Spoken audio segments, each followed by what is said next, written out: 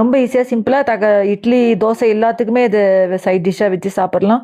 பார்த்தீங்கன்னா இந்த மாதிரி செஞ்சிங்கன்னா இட்லி எல்லாமே காலி ஆகிடும், தட்டில் ஒரு இட்லி கூட மிஞ்சாது.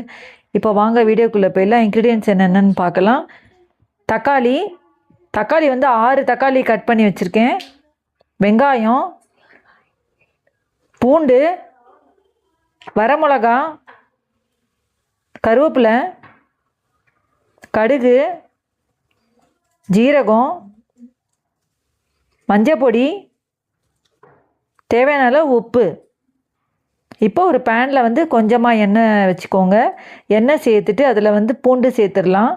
நான் வந்து பார்த்திங்கன்னா ஒரு 4 பல் பூண்டு இதில் சேர்த்துருக்கேன். சேர்த்துட்டு ஒரு பெரிய வெங்காயமாக பொடிப்படியாக கட் பண்ணி எடுத்து வச்சுருக்கேன், அதை சேர்த்துருங்க. சேர்த்துட்டு கருவேப்பிலை சேர்த்துருங்க. இந்த தக்காளி சட்னி பார்த்திங்கன்னா இட்லி தோசை உங்களுக்கு ஊத்தப்பம் இந்த மாதிரி எல்லாத்துக்குமே இதை சைட் டிஷ்ஷாக வச்சு சாப்பிட்லாம். இந்த மாதிரி செஞ்சிங்கன்னா ரொம்ப டேஸ்ட்டாக